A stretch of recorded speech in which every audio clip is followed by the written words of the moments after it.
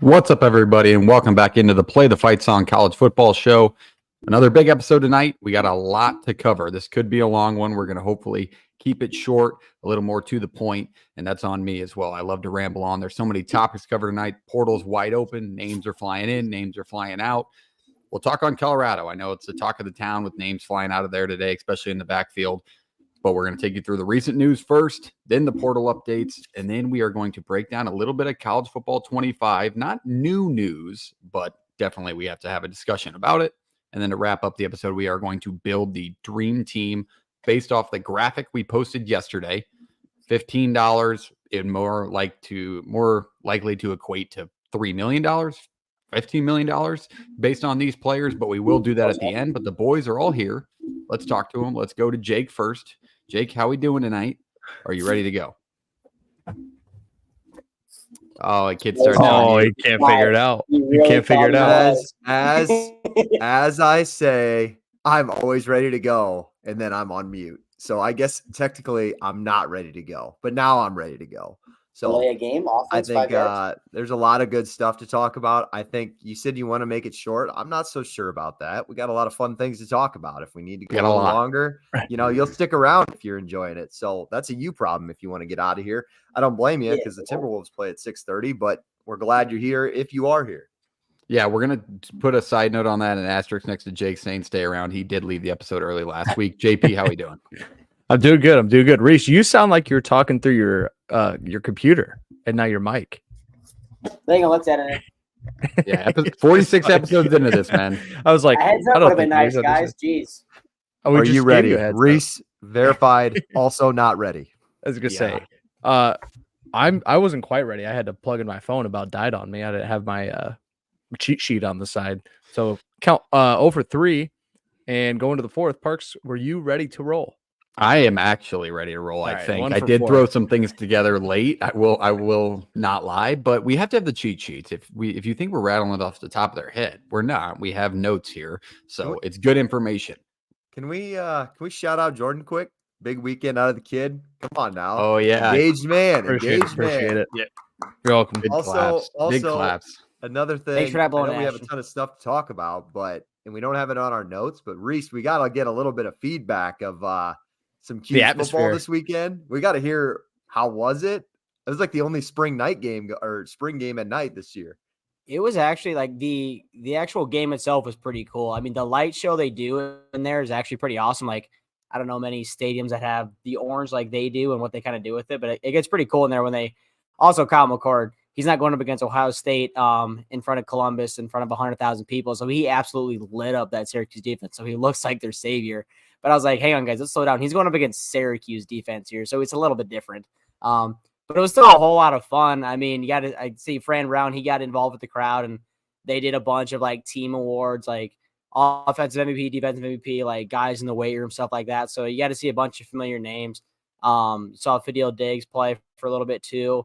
It was just cool to be in there. I also thought that like the game was at 7, and I was telling people like, hey, let's get down there by like 4 so we can tailgate or whatever, thinking it was going to there's going to be some tailgating people. There was nobody tailgating until probably 6:15 before the game. And I'm like, what are we doing, dude? Like, it's great. It wasn't warm out, so like that kind of maybe plays into a factor.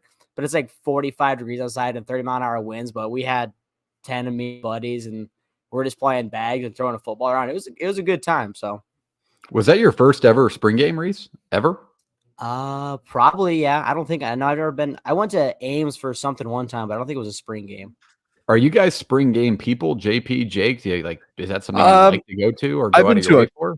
I've been to a couple, and then I was at the ones they did in Des Moines. They did for like a 2-year stretch, but I didn't go this week, obviously. And then I haven't been in a couple years, but like if you live in that practice, city, I'm easier. least. Yeah, I'm less likely to go to a 10 a.m. open practice than I am an 11 a.m. spring game, if that makes sense. Like 10 a.m. open practice and a 2-hour drive wasn't. I could watch that online. Right. And you're going to see the highlights anyway. Jake, what about you? You go to all the spring games down there? Or? I was going to try to make it last weekend, but I'm glad I didn't because I don't know if you guys heard, it turned into like a 45-minute practice. Not even That's they what I started heard. earlier than what they told everybody. Everybody it was going to be at 11. They started at 10:15, so everybody was still in the parking lot. It was freezing.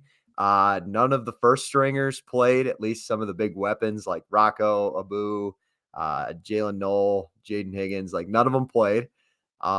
It used to actually be a bigger deal when like McCarney and a little bit of Rhodes when he was around. So we used to actually go and they used to keep a score and actually have them playing against each other. I went last year and it was fine. But if they keep it up like that and the weather's crappy, no, I'll probably not make an attempt to go. But if the weather's nice, yeah, I might show up if I got nothing going on.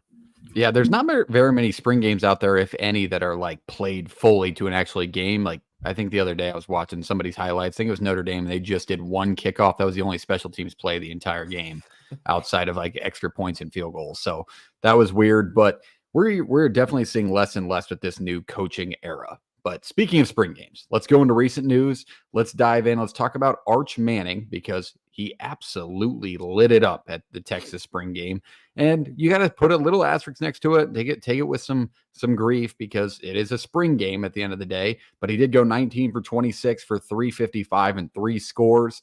It raised some eyebrows because obviously you haven't gotten the most out of Quinn Ewers the last couple of years when it comes down to it. I mean, he's still a very good quarterback, but this is your future. This was the big name that you landed. Jake, I'll go to you first, being the ex-Big 12 team here. Do you think that this actually raises more of a controversy than we could take away from?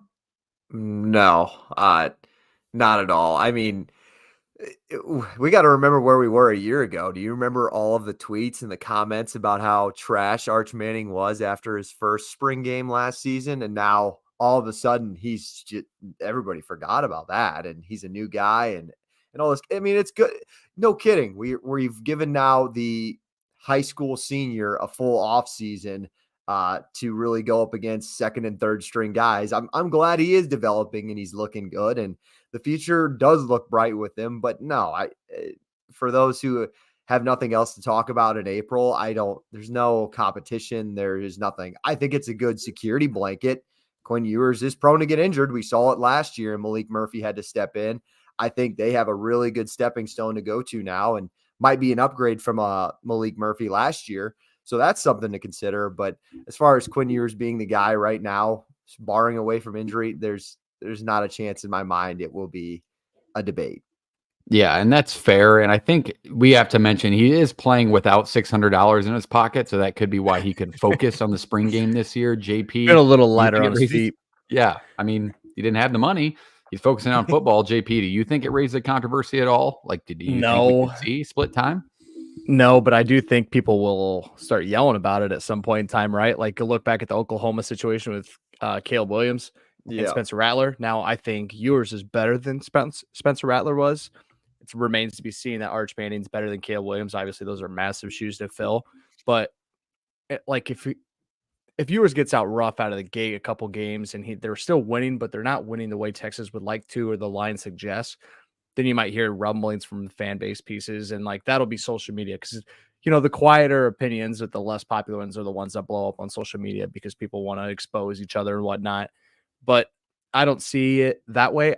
I see it as Texas, you've really got to find a way to keep Manning on campus as well as your third string on campus because Ewers is gone after this year. And if you lose him now, like let's say after the fall, it's tough rebuilding when you have one scholarship guy on campus, right? Yeah, I would agree there. I think, Manning, I just don't know if this is even a headline or something we're talking about if his last name isn't Manning. I constantly think about that when I read about him in the headlines because it's at the end of the day, it's a backup quarterback during a spring game, but maybe it's because it's University of Texas. Reese, what do you think? You taking away too much from this performance or who cares? It's a spring game. It's kind of like McCord up there playing against the Syracuse defense. Yeah, I kind of think it's like that. I think it's obviously good that you're seeing the progression. Like Shiver just said, yeah, you just spent a whole year against second and third stringers. I hope you progress. So it's good that you're showing that. But it's also like you have Quinn Ewers, who's probably one of the top quarterbacks in NCAA football coming next year. So I think something drastic has to really happen for Manning to take a step over him and become the starter. Like they got to lose a bad game at home or something like that. I just don't see any way that Manning jumps him anytime early in the year. I would tend to agree. I did have a conversation about Quinn Ewers this actually past week. I was traveling for work and I ran into his first cousin who was an older gentleman. And I mentioned, I was like, do you think Ewers puts it together this year for you guys? And he goes, well, he's my cousin. So, and I was like, is that a yes? Like, is he I need documentation. Answer the question. Still looking for an answer. I don't think it has nothing to do with me, man. I'm just asking you if I think they'll take the next Your step. cousin sucks. Yeah, no, I definitely didn't say that. But all right, moving on to the next point. Let's go to the rule changes and everything that it entailed, because a lot of the headlines were only the helmet communication and the 2-minute warning, but there were some other ones in there that may not be as common of a rule change, but you'll definitely see throughout the year. Going through the CBS article, helmet communication, it's all going to mirror the NFL. So timing wise, everything will mirror the NFL. They hear this beeping noise, but it's the first time in FBS football that we will have head coach to quarterback communication in between the plays. It avoids the sign stealing scandals, things like that. But as I mentioned briefly, it is only in the FBS. So you will not see this at the FCS level, just at the FBS level. It does not have to be equal. You can opt in or opt out. Teams do not have to use the helmet communication if they do not want to. And if you're playing a team who does not, you can still do it. It doesn't have to be an equal playing field on that end. Tablets will also be a part of the game. 18 will be distributed to each team. They can distribute them however they want on the field, whether they want them down on the sideline, they can use them in the locker room, or if they want to put up some in the press box, they can use them however they'd like. But those are the first time that will be a part of college football. And the last two are kind of smaller rule changes. The horse collars in the tackle box for college football will now be a 15-yard personal foul. Now, this may not seem like a big deal, but a couple of personal fouls and you get ejected from the football game. So as simple as a horse collar tackle in the tackle box could cost you an ejection. And then head coaches can now be interviewed in between quarter 1 and quarter 2 and in between quarter 3 and quarter 4. So there's a ton I just threw on the table. Obviously, the helmet communication is probably one of the bigger ones. I didn't even mention the 2-minute warning, which is probably going to be the table of this entire talk. But JP, kind of which rule do you think that I just went through makes the biggest difference, or what do you not like about the ones I did? I think the biggest difference is going to be the helmet comms and just how much more relaxed and how different it's going to change things for coaches and players, quarterbacks, especially bigger schools, right? Like your guys in Autzen, like you have a picture of Bo Nix on here. Guys in Autzen, guys in Beaver Stadium, where it gets really loud. You don't have to worry about the guys in orange, green, blue, and yellow jumpsuits and hats on the sidelines giving you all your comms in. But to have that ability, I think helps a ton. And it kind of makes sense, right? Like it didn't really make sense for a long time that we didn't have the helmet comms. It was kind of a pointless rule to not have them in there when the NFL's had them for so long, right? The 2-minute warning one, I don't think will change too much. But it does, like in the college game, we've made these rules to speed things up. I think maybe this is trying to be counter that a little bit and slow it down in some spots where it really gets important late in the game. But none of them are too crazy, in my opinion. I don't have any gripes or like super pumped about any of them, I guess. Jake, I don't know if you feel any different, or Parks or Reese, whoever. I don't know. I think as much as Matt Campbell loves the media, I think he's super stoked about being interviewed after the first quarter. So his defense gives up a 75-yard touchdown pass. Now they can just get interviewed any quarter, no longer before half or at the end of the game. Just anytime they want to. These networks have control of the coaches. I don't know. It's so pointless. Like the coach, that part is just like the coaches they could care less about that question or answering it. Half the time they're not even thinking about it. Well, they're not real questions ever. No, it's just such a pointless media thing to try to be more interactive. And I could care less because I don't take that coach's answer seriously because I know he doesn't take the question seriously. So that part is it's so professional. It's so trying to be like the NFL.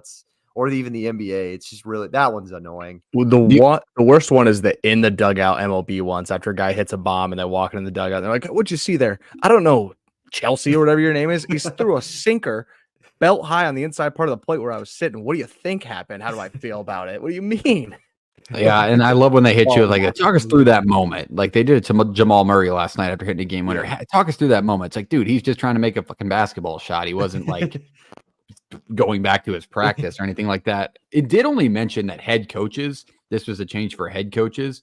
I wonder if we see more like they throw a special teams coordinator, like if CBS or somebody really wants to interview somebody in between the first quarter and second quarter, like you're going to just get like here's a defensive backs coordinator because we're on offense. I can't see a lot of head coaches being like, yeah, I'd do it.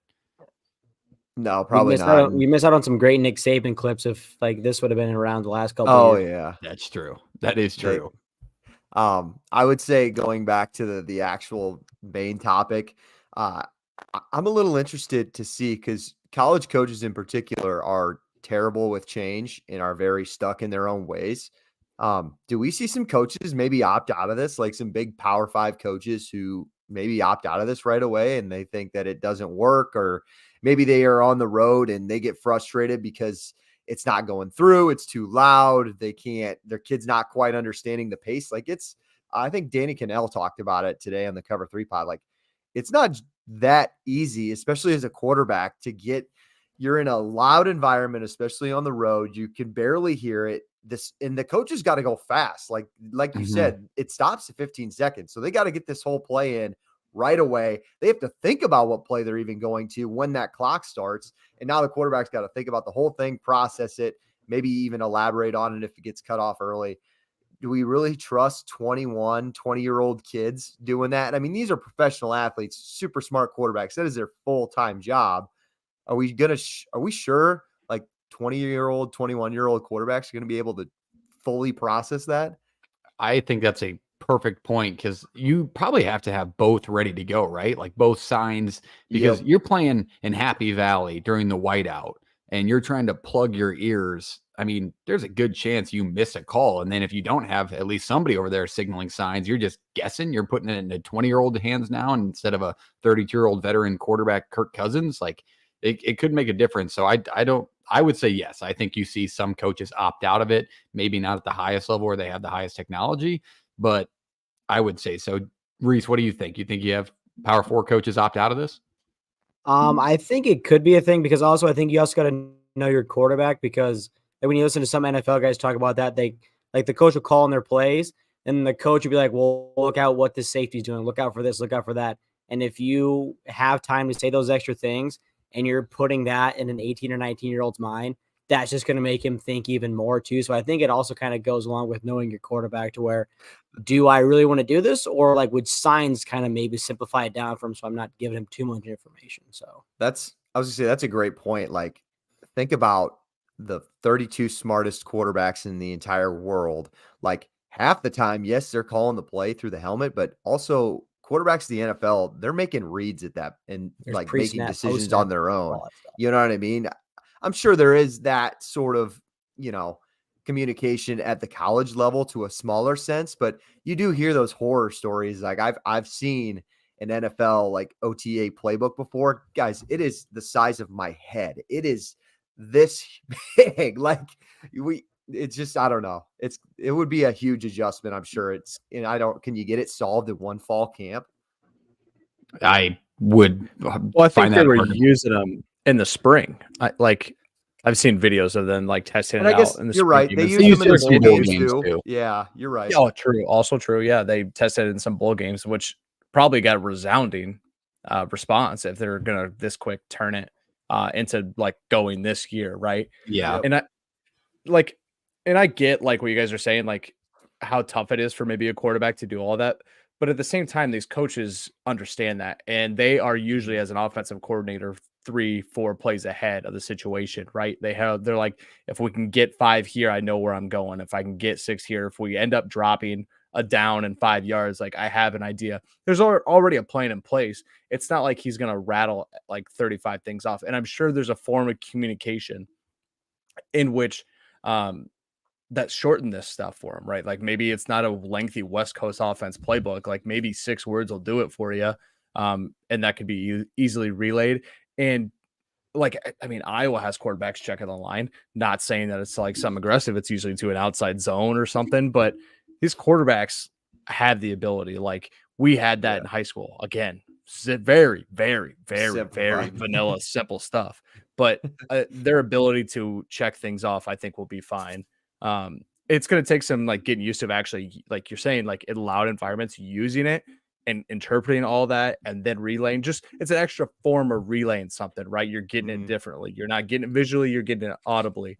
And maybe it's easier for people to rattle off because to me, signs seem tougher. But again, that's There's to so each much their own. going on over there. There's so much That's what going I'm saying. on.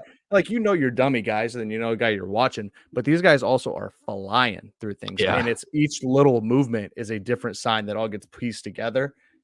Like, I don't know. I think that might Good be more point. difficult than getting audibly sent to you.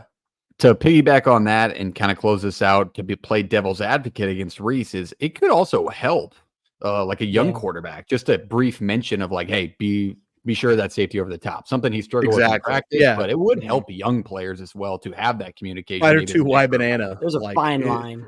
Yeah, there is. Right twin Z bubble. Let's go. Yeah, pretty much. I assume Check you're with going me to and talk then just differently. roll this. Just to like different quarterbacks. Yeah, like make sure your eyes are looking one way if you're going back over the top on the backside. Like small stuff. Just make sure Mike's in a certain spot. Just things You like get that. some great We're hot gonna mics talk- in there where he does throw a pick and you just hear coach going off on the guy. I do wonder, like, Jeff, take care. how long ball. until, because in the NFL sometimes they get the helmet comms on a broadcast, right? Like every once in a while they'll I think they give do in the insight to it. UFL, or they The have UFL been did this it? year. Okay. Yeah. So how long until the NFL or college is kind of like, oh, we'll give you a couple sneak peeks into like Well, two shit, plays. I mean, they're I'm doing sure this. Michigan will be the first to know. Yeah. Yep. Well, they do it for I was just NASCAR. Like you can tune in and Well, listen they're- to your pit crews, but like, what if you could tune in and listen to just your offense coordinator relay something from 2 drives ago or something, just to hear That'd it be for sweet. fans. Well, I just look at all professional sports, like how dived in they want. Like, you guys probably don't, but the NBA does that all the time where they mic up a player and he's just saying pointless words like, yep, that's it. Nice pass. Yeah. Oh, awesome. I mean, It's like Could I have if done you're without playing that? MLB The Show and you have the controller talking back to you after you hit something. He's like, "Yeah, nice swing. Here we go. Here you go, bud." Like it comes to the controller. like Yeah. I'm good. I do not need to hear what's going on in the headset. It's a game. It's chaotic. I don't care. Just leave it out. I Adam, would, you said it- however, pay like a $5 subscription a month to have like uncensored access to those clips. Like instead of, sweet. hey, good hit. If I'm like, listening to the trash full talk. thing the entire Like, that game, would if be- I'm listening to his commentary the whole game from start to finish, okay, I'll invest in that. But I don't need these like 3-worded clips. It's like Where you said it- 16 clips with like 4 words total in it. It is. It's like Give us listening the to, full like, unedited clips where the coach is swearing the kid out, not just like the little 2 or Yeah. 3 words.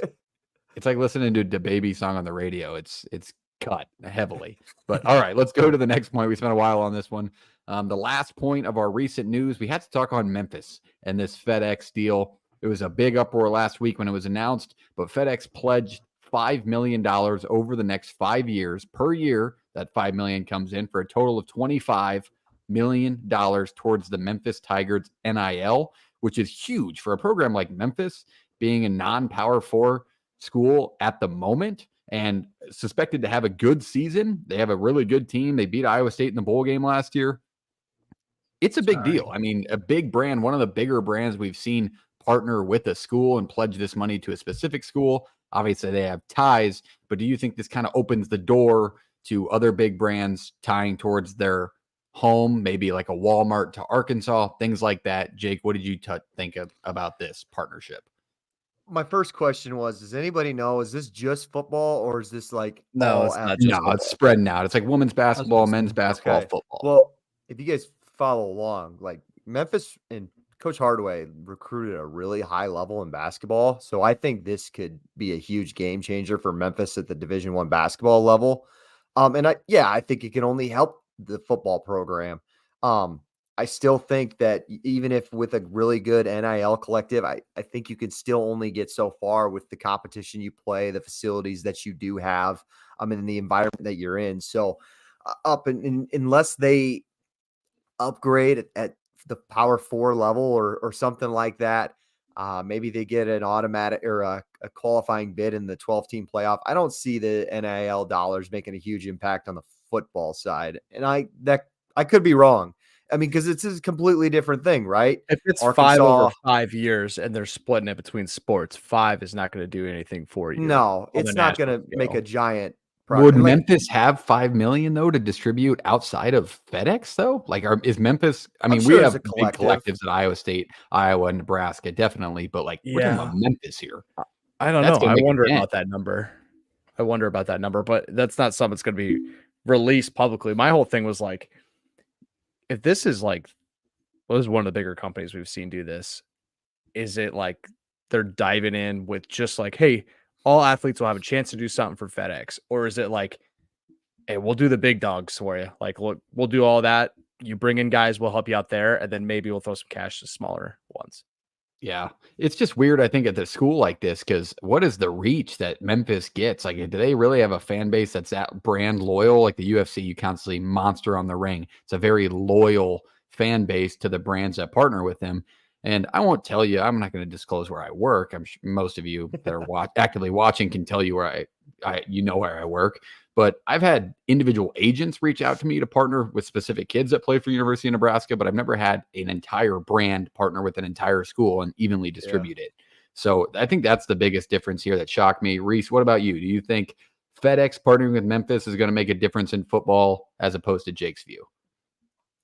In football, potentially. I mean, we all know the name Seth Hannigan, but like that's the guy that you could stick around too. With the other extra $5 million, you can throw the guy a little bit extra scratch. Like that can be big for a guy where he was fully committed. It seemed like to just stay there for that school because that's who he committed to. But you don't know if the next guy they get there, who's their next big stud, if he can't be swayed away by a little bit of money from a different school. So that extra little bit of the scratch could come in handy to keep, one of your next studs around too. So, and I think it'd be cool too. Like you mentioned, like Arkansas with Walmart, it'd be cool if you saw these major companies kind of buying more to these programs in their hometowns as well too. So I would not be shocked if I saw Walmart jump on Arkansas. I mean, half that stadium is decorated in the Walmart logo. We got Tyson right now.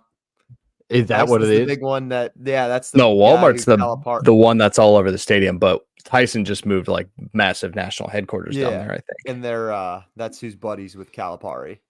So they're Tyson's probably the going to one partner moving some up. money there. But yeah, They I need think to buy a new team. that was a great point by Reese. I think the NIL could be used better for retention at a school like Memphis. 100%.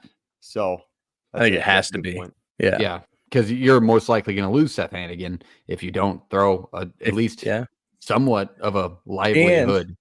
And it keeps schools like that, like from swinging and missing and really hurting from a swing and miss, right? Like Texas can afford to swing and miss. Schools like Iowa or whatnot, who aren't even like the top shelf, they can still swing and miss and like not truly feel it.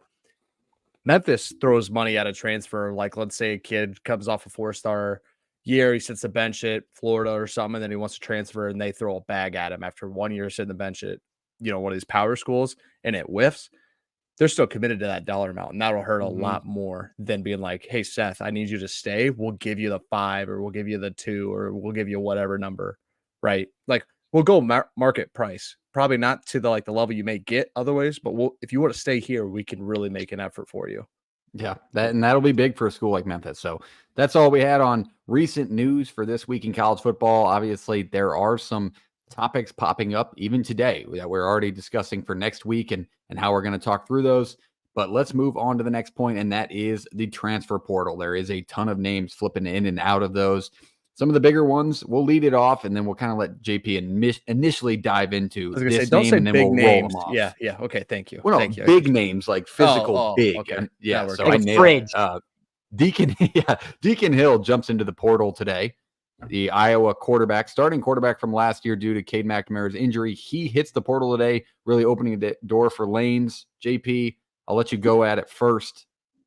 Good news. This is it was good news to me for reasons like obviously not anything against the kid personally or anything, but like for the program, this was probably best. And I don't know if this was really hinted at. I don't think there was any talks of really a quarterback jumping in from the University of Iowa into the portal, but to see it happen the way it did when it did tells me two things. One, when Lester gave his presser Thursday or Friday last week, him saying that Marco needed reps and Deacon was getting the ones because he was more experienced and he did things quicker. Hey, that's fine. But to say, he did say, and he alliterated this, he said, Marco's getting second and third string reps, all of them, because he needs the reps. To me, I took that differently than most people. Most people were like up in arms because Deacon's getting the 1 snaps. But I kind of saw it different. I was like, dude, this guy's getting second and third team reps. Like, if he really needs them that bad, he's getting all of those. And then I'm sure right after the spring game, Deacon kind of was sat down or was talked to or whatnot, said, hey, here's the real situation. Like, our plan is Marco to start the fall at 2 line. And that to me is perfect because that means somebody made a difference in Kirk's head, and we can't hide behind the guy has experience, because that was one of the biggest phony responses in Sabres ever. And it's one he loves. He does it with quarterbacks. He's done it since the beginning of time with quarterbacks. And I hope he lands somewhere that he loves, like Petrus, but by golly, did it save us some time with an ugly quarterback situation where we just want to get better on offense and win football games in the fall. Yeah, you got to think Lester rolled in and was like, holy shit, man. Like, this is your number 2 option at this school. Like, Brandon Sullivan. We catching up on the Brandon Sullivan heat. Like, of course that guy got offered by Western Michigan. He played at Northwestern. Like, obviously he's gonna get it. That's like the connection sometimes makes sense. Like, Brandon Sullivan's a better option than Deacon Hill. Yeah, he's pretty good. But like, just like, well, Tim Lester offered him while he was at Western Michigan. Yeah, he's a MAC level quarterback. Of course he offered him. Like, that's kind of the connection there. Like, he could have played in the MAC. That's why. I think there's names up there that I'm interested in. I'll say that for like the Iowa stuff, but to be honest, like, it forces you to go into the portal because you only have three scholarship guys come fall. So we need another one. All right, fair enough. I had to give you your little touch on that, but I'm just going to go through the names here, and then I'm just going to open the floor to kind of the names that jumped out. There's not everybody. There's so many names. You look at the active list on On3 or Rivals, you'll see about 50 more names than what I'm about to name, but these are the big ones that kind of we need to touch on, or maybe somebody wants to talk about. Running back Dylan Edwards from Colorado had 4 receiving touchdowns last year, a touchdown on the ground.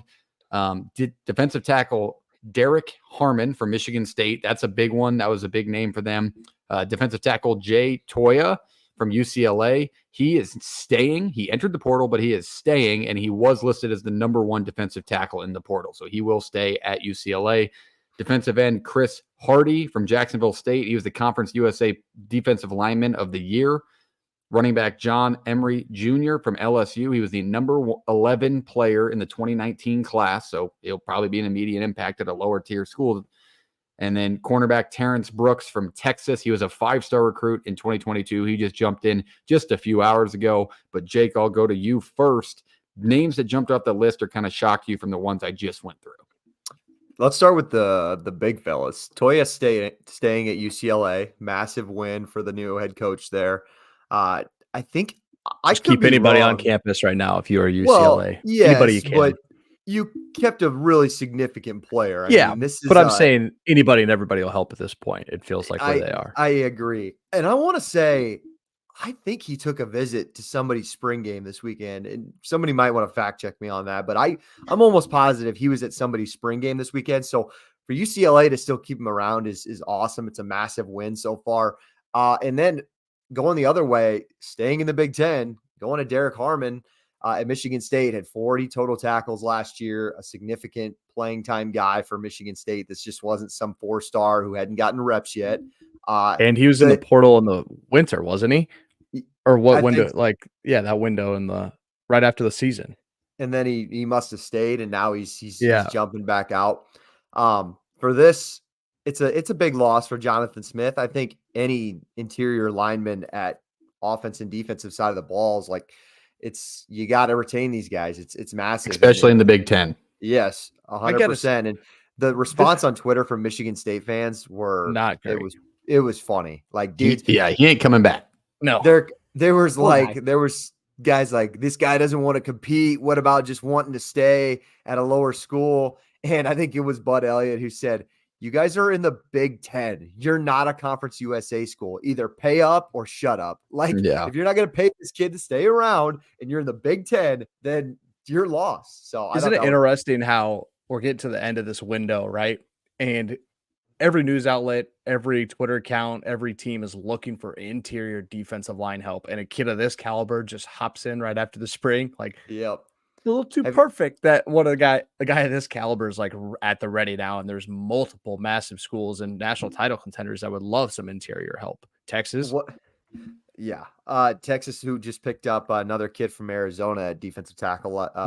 The Toya kid was in Austin this weekend, by the way. Yes. Okay. Thank you. So to keep him away from Texas, that obviously was going to pay up for that spot, is the massive win. What is funnier though? The slogan that anti-Colorado fans are saying, hashtag they leaving, not they coming anymore, or every Colorado fan saying when another dude enters the portal, they say they just don't want to compete, or they don't have that competitive fire in them anymore. I think, did you see the clip that they dropped of like the first team meeting after Edwards hit the portal, where everybody after is like, we need a running back, man. Like, if you want to go to the NFL, you come here. Because Wilkerson also hit the portal, and that was the two main snap guys back there outside of Shadur running for his life from that offensive line. But those two made up 98% of that rushing. Didn't they grab a guy? Yeah, I'm sure they did. I have it in set for the next. So they picked up the kid from Ohio State. That's what I thought. Yeah. But it's like, so that's my point about Colorado. And I know we touched on it last week, and that's why they might be in that CBS Sports column. If you guys get a chance to read that, the winners and losers of the portal, they were both a winner and a loser. A winner because they're actually adding some good pieces. They added that defensive end from Pitt, really good player. They added a tackle from Texas who's got 4 years on his 4 years of playing time. That Harden kid from Ohio State is good, but then they lose 13 other guys. Like, they're replacing them with good pieces, but they're replacing. It's going to hurt them down the road. That's what I was going to say, is like you drop 15 in the portal, but you gain 5 legit ones. You're still down 10 bodies. Yes. 10 bodies that haven't been with you all spring and have not very many months to learn your offense, fit into the culture. Like, it'll be interesting to see if it works out. It could be the week 1 hype, but they do have an absolutely brutal opponent week 1 in North Dakota State, which they moved that game, which we missed in recent news, but they moved that game.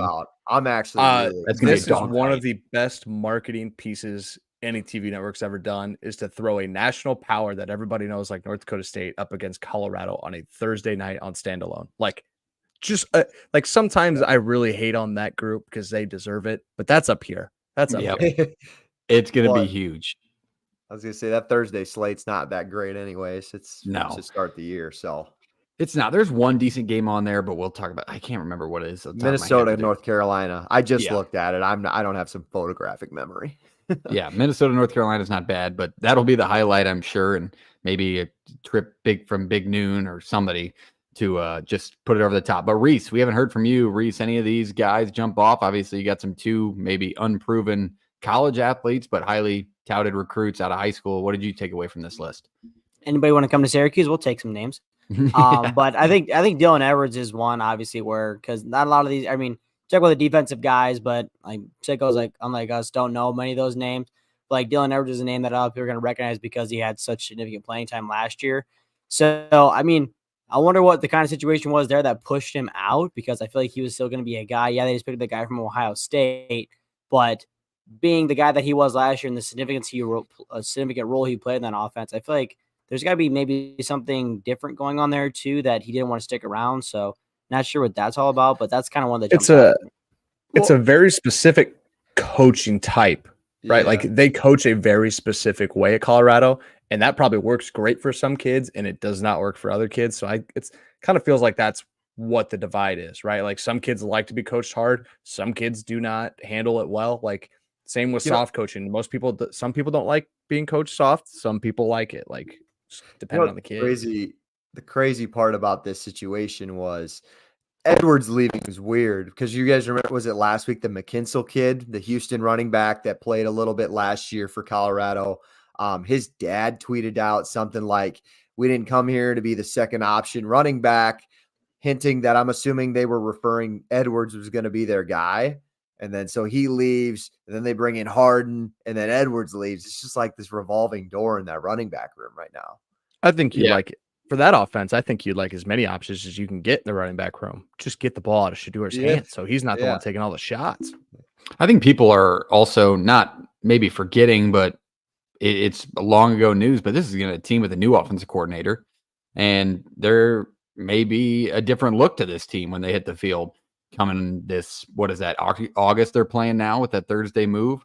So it'll be interesting to see there. Let's go on to some portal news. These are maybe possible landings, some visits, some narrowing downs of schools of bigger names that we've already touched on the last couple of weeks. I'll just go through the list, and then again, I'll open it up to many headlines or visits that caught your eye.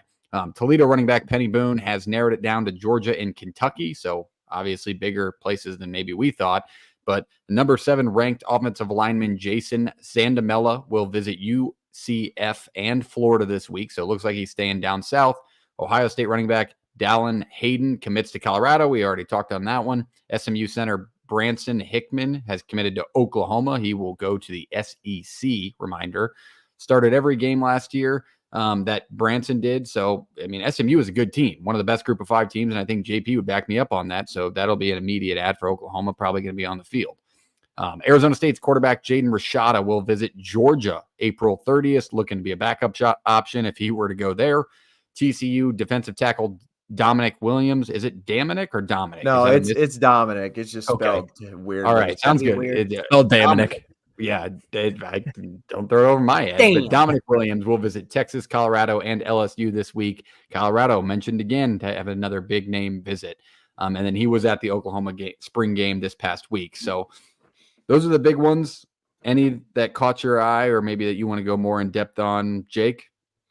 Yeah, Penny Boone. We talked about last week when he transferred, the former MAC Player of the Year, Louisville 3-month participant, now putting his name back in the portal. And we kind of thought maybe it was because we maybe thought he wasn't going to get the starting spot, but it turns out he's probably just getting a bigger bag. And I think Georgia and Kentucky, either team is going to have a massive winner there.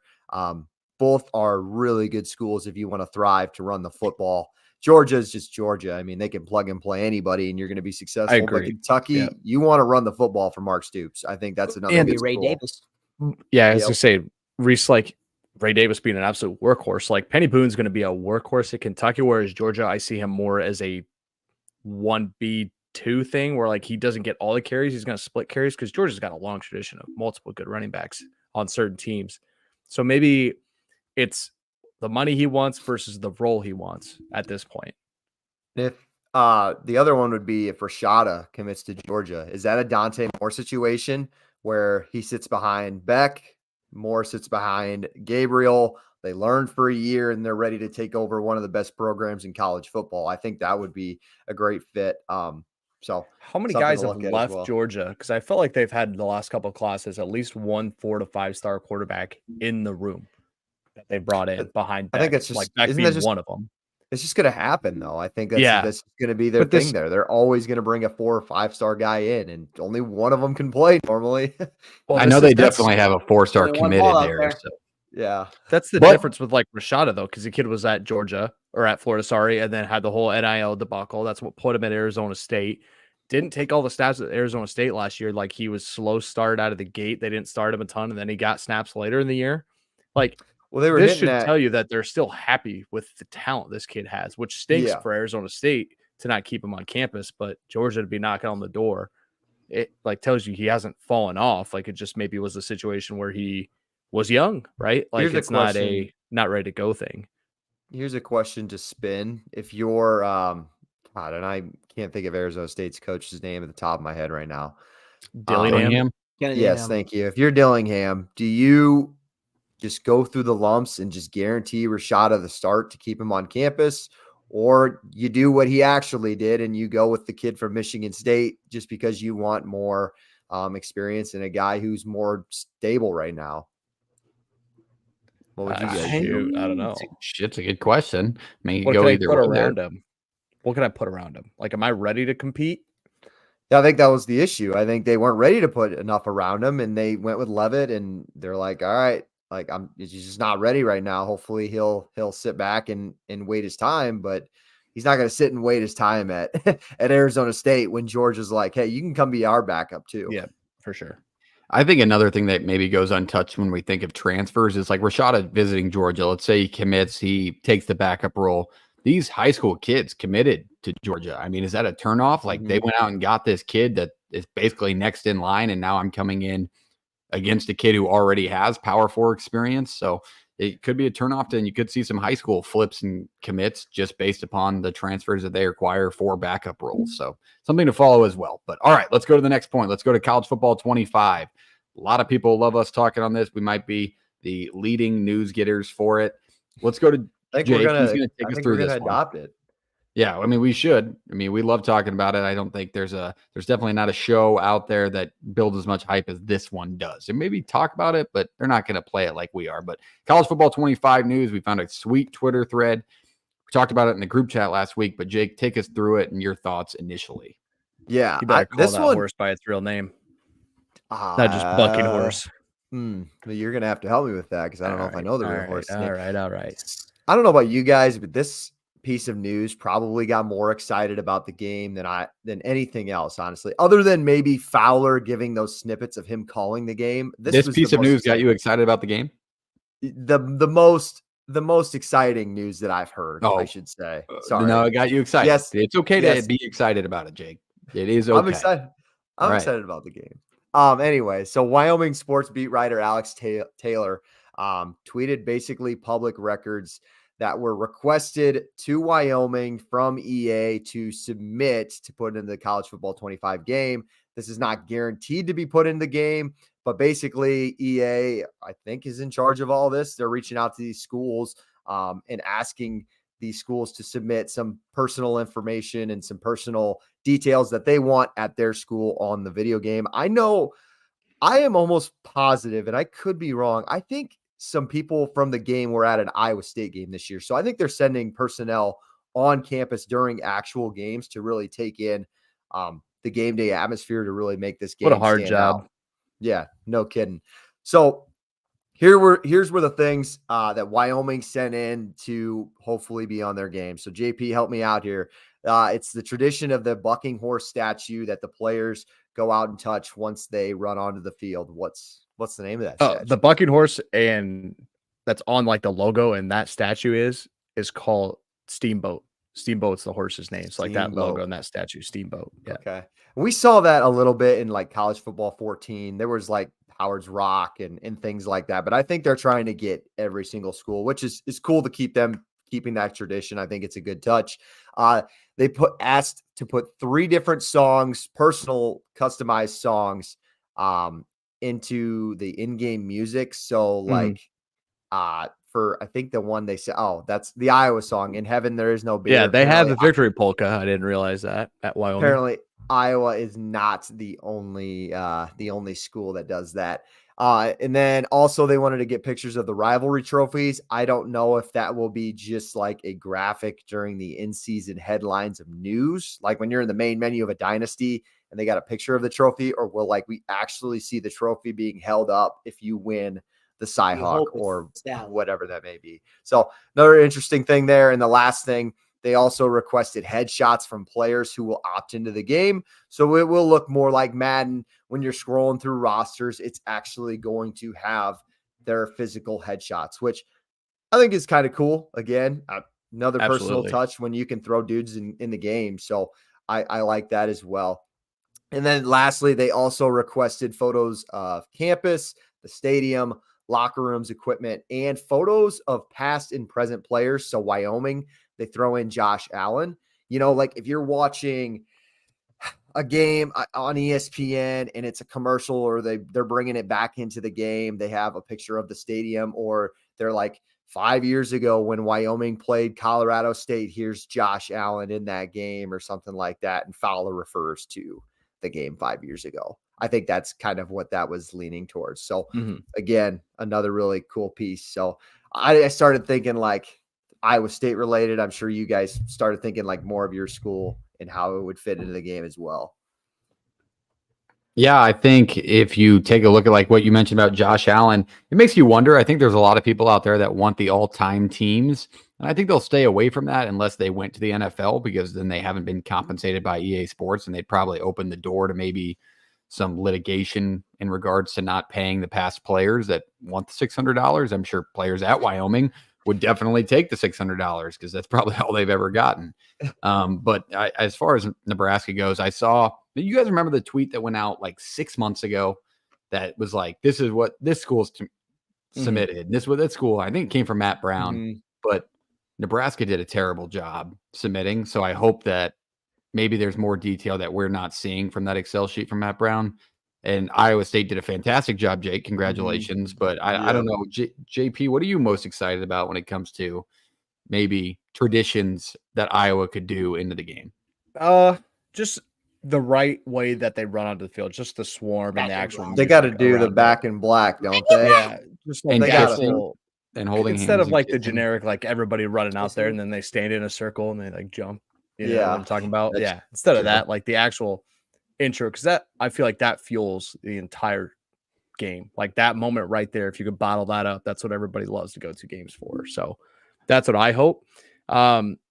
I'm sure that there'll be more focus on other places for Iowa stuff, but that's the one I really want them to get right. Don't get me wrong. I love a good fight song. It's literally our brand. I love a Play good it. college football fight song, but I think media rights are incredibly important when it comes to like the intricate details of each school, like Back in Black, like Sirius, like these, they have to get rights to these to make it like above and beyond our expectations. That would be awesome. Like, can you imagine actually being able to experience like a jump around after third quarter? It does like a pan around and plays and they make the people jump. But media rights, they're not free. You got to go do it. So I don't think, Reese, do you think it's a possibility that they'll get those songs rights? I mean, schools submitted them. Iowa State did. I mean, they better expect this game to make a whole lot of money if they're going to go out and pay that kind of money up front right away, because it ain't going to be cheap, because there's how many universities where you have to find their specific songs. Like, it's going to be, granted, some universities share kind of similar songs, but like, it's going to cost you a pen. You better expect this thing to be making boatloads of money if you do that. Doesn't that seem crazy? Like that Wyoming tweet was probably a couple of weeks ago, and we're only what 2-3 months from the release date. Isn't it a little concerning that they're still talking about all of these details and everything? And I feel like they're scrambling. Don't do this I to me, Jake. feel like I'm having a good day. Well, with how they do it too, you can updates kind of progress. Like maybe you can. It won't be perfect, but like maybe 3 months down the road, like they'll just kind of piece it together. No, they're working every day. I mean, if our general work day, you were consistently grinding, and even if they have 136 employees working on each person has one school, like they got to get it done. Find the nerds. Your EA Sports, for Christ's sake. You got to be one of the bigger companies. Figure it out. Yes. Now I'm getting pissed. Now Jake's pissed me off, and now I'm like, I need to be the CEO distributing. Change it up. Workload, but I hope not. Walk in the doors, just checking on everybody. Are we getting shit done? Yeah. We have 3 months. Are we getting this done? Finished What are Wyoming? you doing? This Kennesaw State grass is bullshit. Fix it. It needs to look more realistic. Kenny, where are we at on Tom Petty won't back down? Did we get it yet or no? That would be honestly the best job ever, because you just get to know all the answers. I don't know how the people who work on this game don't like. Do you think they tell Spoil their it? close buddies? Yeah, I would spoil the shit out of it. I don't think I'd not be able to tell you guys. They got to sign Okay, if I NDAs. sign you an think? I'm sure some of them do. Higher level guys. We got to find them. We need one of those on this. I'll buy show. you a beer, sir. We need the Tom Holland of college football 25 to jump on this show quick and just because Kirk Herbstreit does a good job of like, he doesn't do a great job of like telling you the things that he can't talk about, because he kind of gives away the answers with his face.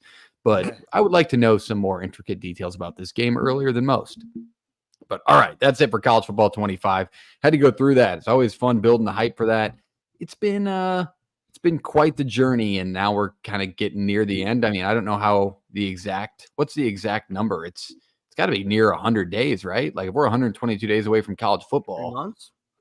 That episode might be is gonna less. fantastic. That might be our best episode we've ever the week had. it drops. The day, that whenever we do it. Oh The my day. God. The day I think after it we'll drops. drop we might have Tuesday. to. We might have to. Yeah, we might have to wait for the actual like an hour after it drops. Maybe we play just like Make 30 it. minutes We're gonna of make it, a and we're Twitch like, channel. all right, Play the fight song quick- Twitch channel. quick live reaction. Let's get on it now. We got to talk about it. I don't know if there's a chance you're getting me off those sticks for at least 24 hours. Like, I think it'll be the least productive corporate day in history, especially with the time frame that it's being released. So that's definitely a possibility. But let's go to the main point of tonight's episode, which we had you do as the fans yesterday. We got a ton of interaction on those. We appreciate you. If you filled out your $15 dream team, we're going to show you the same graphic tonight. so you can see the players. I did have a couple of comments on there, especially like in a group chat. This isn't taking a shot at you, but they're like, hey, maybe list the names after each player. If you don't know who these are, learn ball. Immediately learn ball. I mean, these are the biggest names in college football. I mean, there's not that many. So learn ball quickly. But let's open it up with JP. Take us through your I'm going your first. team. All right. Yeah, all right. I know, putting the pressure on you. I think Take my us through team's your gonna- team, your Oh, say something about it. selection, and give me reasons why you selected what you did. Absolutely. So, I think I did a pretty good job here allocating the little NIL dollars, finding some guys who maybe are priced maybe below their real price point, really working through that. So I'm going to start off with Quinn Ewers for $3 here. Now, we're not playing the is he staying healthy game. If I'm buying him here, he's healthy the whole time, which means I'm getting a very good quarterback at a median salary, which is very good for me, right? So we'll save a little bit there. And then we're going to get super budget friendly at running back. For $2, Ashton Jeanty. Now, this I think is a huge steal. This is a guy that led the FBS in all-purpose yards last year. He is talented. Now I have only $5 between my quarterback and running back. I can save money. Hey, running backs, in college, maybe less than the pros, are a little more disposable, but we're going to take Jeanty here, and I think that's a steal. So then at receiver, I went big spend and I went low spend. Evan Stewart for $1. That's smart. I think the kid's talented. I got a speed demon on the outside. And then I got an absolute possession guy who can also fly and light on his feet, and Luther Burden for $5. So I don't know what Jake's mad about here, but I'm playing the money correctly here. This is why I did not want you to go, Jordan, because you're just going to steal my entire team. Oh, so now it sounds like We did this last time. This is your fault. All right, who are you picking on defense? I have $4 left. I've got to use every single penny of it. Okay. And I'll take Ohio State for $4, and that'll round me out at 15. So I got, again, Quinn Ewers, $3, Ashton Jeanty for $2, Evan Stewart for $1, Luther Burden $5, Ohio State $4. Now, I thought about some other things, but I want to hear what everybody else ended up doing. I'm happy with that. I think I got a guy who's not going to turn it over, mess it up on the quarterback. I got an absolute stud with a great pass catching ability and ability to run between the tackles at running back. And then we know the rest of the story with Ohio State's defense and Burden, as well as Evan Stewart, studs all over the place. Jake, I'll let you go next since you had some similarities. Yeah. I actually think I do have Jordan one up here, and it starts with the quarterback position. You're not supposed to go cheap with your quarterbacks, they say, but for this case, I'm going to. I'm taking Shedeur. This is a good draft to take him because I think it's not even. You better have the best offensive line in the world. This is well known that this is one of the worst quarterback draft classes going into next year. I think this guy might have the highest ceiling as a pro in a couple of years out of these 5. He was really good last year. I think he's a lot smarter than we give him credit for. And he was really good and efficient with a terrible offensive line, the chaos that is Colorado, and everything else that surrounds that program. And I think he's only really hit the 50% of, I think, what he could actually be as a college quarterback. And I do agree, JP. Of course, my line is going to block. Come on now. Sometimes a rumor has it that some of those sacks were not necessarily the offensive line's fault, and it was a guy holding the that would too say long. if I was going to bang him for one knock on his game, it would be he holds on to the ball a little too long. I would agree. We're knocking yours. It's the ability to get out of the pocket quickly, but yes. So I think your team. I got to knock mine back. All right. He wins with his feet. He can throw it longer than yours. So running back, Ashton GT, 100%. He led the country in all-purpose yards. I think he's the best receiving back out of this group. I did not want a possession running back. I'm not here to run the football. I hate running the football. So we are not here to do that. Receivers. I want 2 of the quickest guys in college football, and I can get them for the bottom dollar and the top dollar. So Luther Burden and Evan Stewart. So me and JP went 3 for 3 on skill positions. And then I think I actually have extra money to spare. Maybe I'll trickle some of my NIL dollars into special teams and a kicker. But I'm guaranteed to win 9 games with Georgia's defense, like no questions asked. So that's the floor of what my team can do. So Georgia's defense: Luther Burden, Evan Stewart, Ashton Jeanty, and I will briefly mention that we did have somebody quote the tweet, fill out the team, and they did call Luther Burden the Mizzou guy, quote unquote the Mizzou guy. One guy also took 3 receivers. I was like, well, you're running out of money. That's not you can't Jake, do that. I don't. But why not use that extra dollar somewhere? Yeah, because I actually like Evan Stewart the best out of that group. I don't know. Would I use it on Cam Ward? I think no, that's not where I'd go. I think I'd go up to You get a better running back. Or if you're in here and you're looking at it, if you could get 2 there and you could go to Judkins, I'd say you're good. But if I could, but I think Evan Stewart's a better player. That's just my personal. If you're in here and you're looking at it and we haven't seen a team from you yet, drop them in the comments. We want to hear from you. Build it right now. It's right in front of you. Just FYI. But let's go to Reese. Reese, give your team, and I'll go last here. Mine similar-ish. I like Schaefer's idea. I think getting Shador for $1 is a steal. I think you're getting the better pocket passers you have in college football. And if you're going to get 2 of these solid wide receivers that you can get, and you're saying that you're going to get a line that's going to block for him, this guy's going to be able to get these guys open, and I think drop balls in a bucket for him. So the wide receivers I went with him for kind of same idea you guys did. I went to the top. I went $4 with Tate McMillan, and then I got Evan Stewart for $1. And then I think the big thing you do when you steal Shador for $1 is now I can go more expensive for my running back. I can get Keyshawn Jenkins for $4. And that leaves me with $5 left to go ahead and go get my defense as well. And it's like Shaver said, if you get Georgia defense, you're going to win 9 games. And I think if you're getting a quarterback on the opposite side who's going to take care of the ball and get a good line who's going to protect for him, I think if you get Shador, that's a team that's going to win 11 games minimum. So I had Shador. What? I think Judkins is the second best option on here for sure. You guys want to know? But I like that you saved money in certain spots and it got a great back. Like Judkins is the second best all around back on there. Yeah, I mean, because you talk about what he can do for SEC too, like the SEC freshman of the year. Like that guy can do anything and everything you need for him. So, you guys want to know something funny, or do you want me to save it till after the show? That somebody just transfer? No. It's got something to do with this graphic, and I just noticed it too. What? So it's on all of us. How about we got the wrong McMillan up there? ESPN. I literally typed in the name and then ESPN. Do that with a player right now. Let's say, okay, Travion Henderson. Type in Travion Henderson ESPN into a Google and then click images. There's 17 different players. No, I'm not kidding. They all listen to Travion Henderson. I do not know why. And that's the funny part about like our graphic, and like people don't even like know what these guys' faces look like without a jersey and a helmet on them. And it's just funny. And now I'm just I wouldn't looking at it right away, and I'm like, wait, the purple jersey gave it away for me. That was the only reason why I was like, oh yeah, that's the other McMillan. What is it? Tetaroria out of Arizona.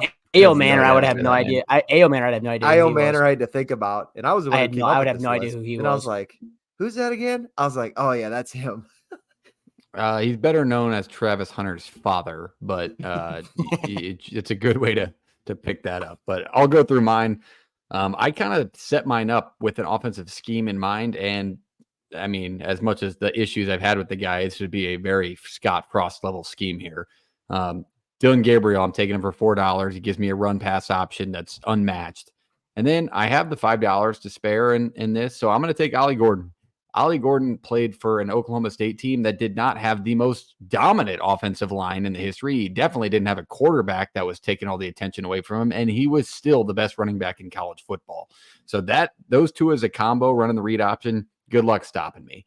Oh, and let me throw in $1 Evan Stewart back there that I can throw in motion and put into that read option. Good night, Jim Kite. And then, you need some size on the outside because Evan Stewart's not that big. How about Alec Manor for $1 as well? Oh, God, Parks, that only leaves you $4 for defense. Okay, I'll take Ohio State's defense. They were pretty good. This team is unstoppable. And I'm wiping the floor with you guys. No way you're going to be able to stop my speed, my size, and my option ability. I mean, there's no way. I got Georgia's defense.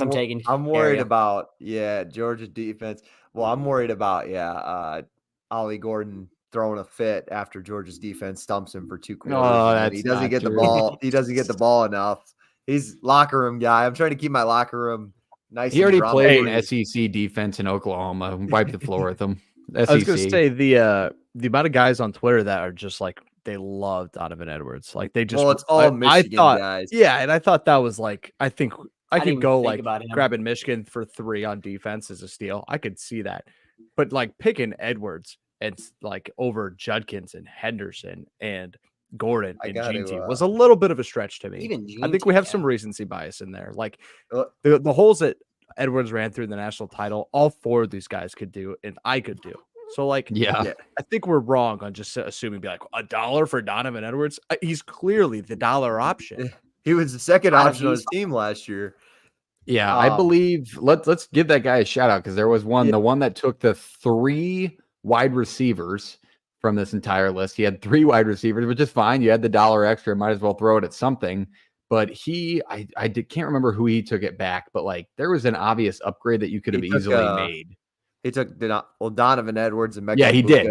He took Beck, Donovan Edwards, Emeka Egbuka, Trey Harris, which is a great choice that none of us really had, Elike Manor, and then Michigan's defense for $3. And a lot of people pissed, mostly Michigan fans, that we had Michigan's defense a tier below Ohio State's defense. But this is 2024, people. 2024. You see that big number on there? Mm-hmm. But that one, you could definitely lose the dollar and upgrade to Gentry for no thoughts, We right? all Like Donovan Donovan Ed. for the better defense, right? Like we all were $4 or Yeah. $5 spenders Yep. on defense, right? Okay, it matters. That's Midwest Yeah, I football, agree. baby. I was gonna say we need it. Corn-fed hardball.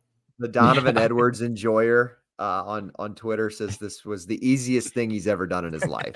Really, He's really for Donovan Edwards certain enjoyer. they could go 18-0 in an NFL schedule. He was that confident. Yeah. This is I the mean, that easiest thing Love I've the ever done. confidence, bud. I don't think we got Oh. any repeat answers between all of us and all of the lists that were submitted. So that's pretty good. We Did had he some pick questions. Donovan Edwards? I would hope, right? He did pick Donovan Edwards. Yes. Yeah, he did. Okay, I think every Michigan account that filled it and out took Michigan Donovan defense. Edwards. They sure as shit were going to take Trevion Henderson. The Or Judkins. I think last year would have been more fun point. just with the quarterbacks, the quarterback options between Williams, Drake May, Jaden Daniels. I think that would have actually gotten. I think we would have had a bunch of different answers just out of that because great. it news, would have all Jake. been based We'll around do it again next quarterbacks. year. And Yeah. there'll be more quarterbacks on it, and then we'll do it Yeah. again, and then there'll be different quarterbacks on it. We should Hey. do a throwback one, like a 2010 quarterbacks, and just go off the soul stat Ooh, should we do rankings. And then an all-time? No, just like an all-time college football list. So maybe let's spitball. What be very number five- subjective. We'd get some big it would definitely be. fighting. We'd be fighting over who was even on the graphic more than like Yeah, I who- know, like, that but- part. That's the fun part. Arguing about who goes on the graphic before we Yeah. get to Reggie the Bush, segment. Mark Ingram. I mean, think about like your quarterbacks. You go Vince Young, Tim Tebow, Johnny Manziel, Cam Newton. RG3, Cam Newton. Like, come on now. Like that's No Charlie Ward, no like Yeah, we're not well, doing any like classic ones. the, Like nah, yeah, the old, no- this is all time, No. not since the year so 2010. Jason White, You're not- Tommy Frazier, like Yeah, If look what you don't we're know doing. how to hit Nope. if you're too old to you don't know how to hit the subscribe button on our YouTube, then you don't get an opinion on our graphic. How about that? yeah, I like that. I like that. Hit the damn subscribe button, but that's it. Any closing thoughts on the list? Who had the worst team? I'm trying to think back, but I just wrote everybody's dollar amount down. Could we give it the fault to Jake for not even spending all the money? That yeah, makes that's a no good sense. point. That doesn't Guys, make I sense. told you James I'm keep- spending James my keep you guys dollar around on for another, next year. I'm spending my dollar on a kicker. You guys will thank me later. That That doesn't is a make any very, sense. to very me. Iowa State thing to do. Be like, we got a Nebraska kicker. He didn't even play at Nebraska last year. He's gonna be great. We got it with the NIL dollars. He was great. They could have used Say him. that. He's going to get drafted on this week. Chase Contreras was not a good kicker, man. He was a Come great on. kicker. He was a Dude. great kicker. I'll send Great you a kicker video last of his. He had 2 attempts at Nebraska. The second one, I think, went 24 yards on a 65-yard try. Like, I'm not kidding. So that was a good pickup there. But we can go You guys- back you and guys see forth the- on those. Development program. Did you guys see the Ohio State kicker? Like he attempted like a 50-some yarder and it went like 20 yards to the right in their spring game. Just missed it. Buddy. Wasn't Ohio close. State fans, they're already on a limb. It's April. They're just getting flashbacks. Dude, I see the most, like, obviously it's the most hatred between fan bases. They really don't like each other, Ohio State and Michigan. But I definitely see the most trash talk when it comes to the dumbest stuff for them. They're like, here's Michigan's spring game attendance after winning national title. Here's Ohio State's, and the Michigan picture is like 45 minutes before they kick off, and Ohio State's is after the first play. And they also did it 2 separate weekends. Like it was 80 degrees and sunny in the Ohio State game, and it was 40 degrees and damn near snowing. And yeah, it's just they really do hate each other. But that's you don't want to always a see good the way Syracuse spring game attendance picture. I'll tell you what, that'll It looks pretty scare good. some fans. It looks pretty good. Hey, we for almost Syracuse, filled up the honestly. bottom level. Let's go, That baby. is pretty good. That's really good. I mean, Yeah. that's not a small place, so that's They pretty were good they for were what I think they were Syracuse free, would but they be. said that they sold 10,000 tickets. So it's the most they've had since like Okay. 2006. So people were hyped. It's called New the era. McCord effect, baby. That's the New McCord era. effect. But all right, that's everything. That's we talked. We didn't go too long, so that's very good. But all right, that's. I don't think there's anything else that I'm missing, right? I didn't miss anybody on the list. We all got our teams in. That's beautiful. Nope. Tune in next week. We are going to talk on the proposed Group of 5 playoff that we read about tonight, but we're going to go more in depth at that one. That's obviously a huge deal that we've briefly mentioned in past episodes. But hit the subscribe button. Reese, what should they do? Like, comment, subscribe, ring that bell. Do all of those things. Those are good things. Hit the subscribe button. Play the Fight Pod on all platforms. If you're on Facebook, hit the follow button. Grandma's not going to know that you hit the follow button, so just hit it on there. But thanks for joining us. Jake, take us away. See you guys in a month. Play it. Are you